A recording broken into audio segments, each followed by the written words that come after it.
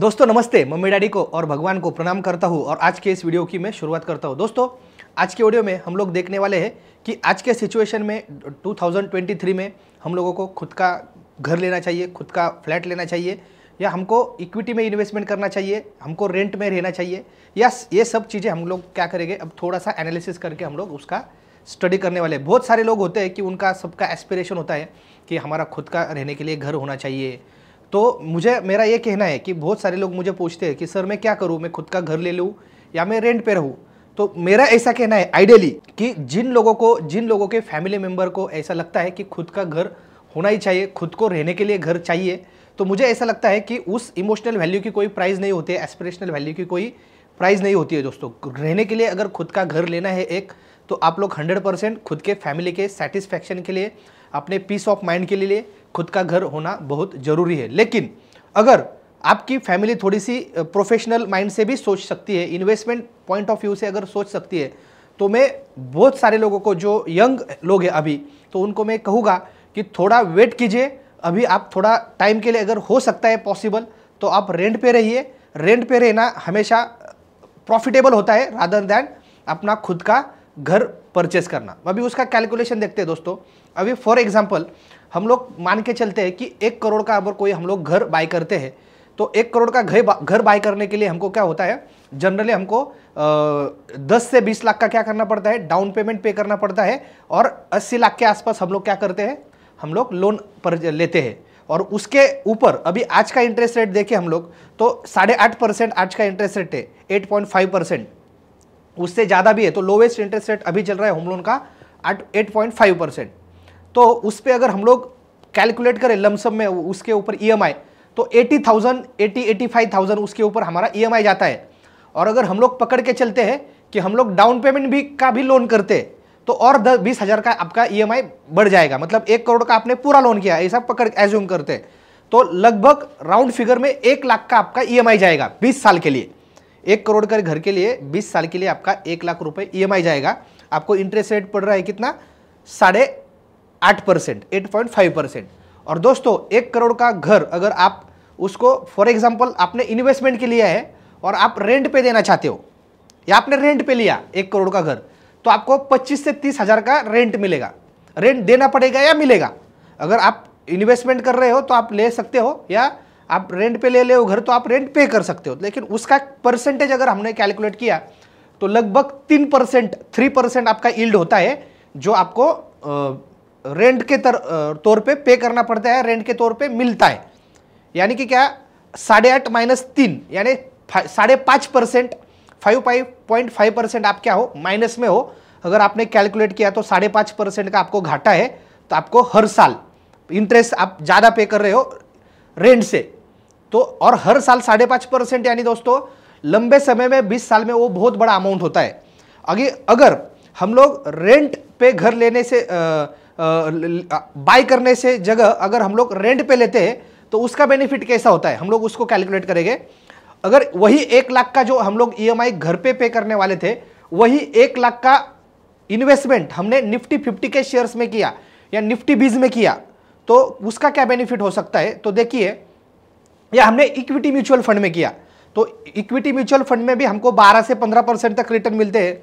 हमने direct Nifty 20 लिया तो भी हमको 12 से 15% तक रिटर्न मिल सकते हैं, उससे ऊपर भी। और हमने डायरेक्ट अच्छे कंपनियों के थोड़ा स्टडी करके, रिसर्च करके इक्विटी में इन्वेस्ट किया, स्टॉक्स में डायरेक्ट SIP किया हमने, वही 1 लाख अच्छे कंपनियों के टॉप के शेयर्स पे, जैसे TCS जैसी कंपनी है, 2% का तो डिविडेंड यील्ड है उसका।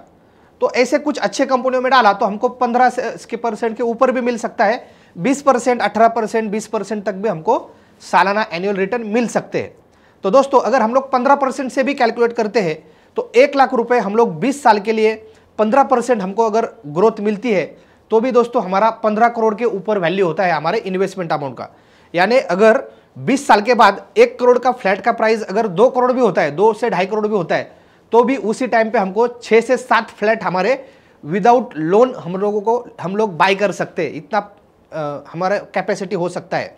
अगर आज और वो 20 साल के बाद वो 7 फ्लैट आपने रेंट पे भी दिए, तो आपका पूरा रिटायरमेंट का प्लानिंग हो सकता है समझ में। उसके रेंट के ऊपर आप पूरा रिटायरमेंट प्लान आप अच्छी तरह से कर सकते हो, लेकिन आपको मेरा यही कहना होगा 15 से 20 साल आपको रुकना पड़ेगा थोड़ा। हाँ, अभी बहुत सारे लोग क्या करते हैं, इन्वेस्टमेंट के लिए फ्लैट लेते हैं, एक फ्लैट नील हो गया, दूसरा फ्लैट लिया, तीसरा फ्लैट लिया, चौथा फ्लैट लिया, तो ऐसे मेरे और खुद को बहुत मतलब वो प्राउड फील करते हैं उस चीज़ का, मेरे 2 फ्लैट है, 3 फ्लैट है। तो मेरा यही कहना है कि अभी के टाइम के लिए इक्विटी में इन्वेस्ट करो, क्योंकि ऑलरेडी इंडिया में मिडिल क्लास लोगों का 90% के ऊपर क्या है, रियल एस्टेट में उनका ऑलरेडी एक्सपोजर है।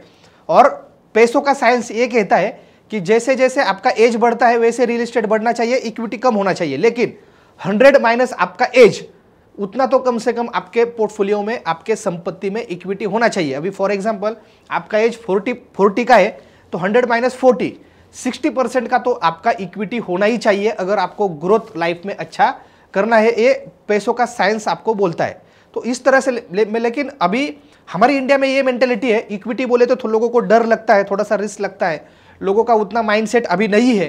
लेकिन मुझे दोस्तों ऐसा लगता है कि धीरे धीरे स्टार्ट करके मिनिमम 40 to 50% भी आपने इक्विटी रखा आपके एसेट्स में, आपके पोर्टफोलियो में, तो आने वाले समय में दोस्तों आपको बहुत अच्छा ग्रोथ मिलेगा। क्योंकि हर मिडिल क्लास फैमिली का सपना होता है कि मुझे अपने फैमिली को अच्छा लाइफस्टाइल देना है और ग्रोथ देखना है, मुझे बड़ी वेल्थ क्रिएट करनी है।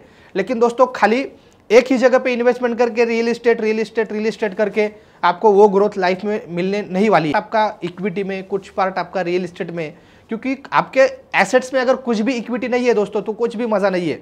तो बहुत सारे लोगों को मैं बोलता हूँ जिनके 2-3 फ्लैट होते हैं, 4 फ्लैट होते हैं, बहुत सारे लोगों को मैं बोल देता हूँ कि एक फ्लैट 2 फ्लैट बेच के इक्विटी में इन्वेस्टमेंट करो।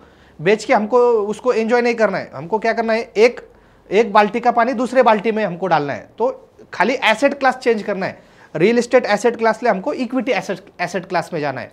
तो इस तरह से दोस्तों अगर हम लोग प्लान करते हैं, अगर हम लोग 12% से भी हमको अगर यील्ड मिलता है, समझो एनुअल 15% छोड़ो, 12% से भी आपको अगर ग्रोथ मिलता है, तो भी आपके 1 लाख के एसआईपी का वैल्यू 11 करोड़ रुपए होता है दोस्तों, 11 करोड़। फिर भी आप 5 फ्लैट आराम से ले सकते हो और उस 5 फ्लैट के रेंट पे आपका रिटायरमेंट प्लानिंग कर सकते हो दोस्तों।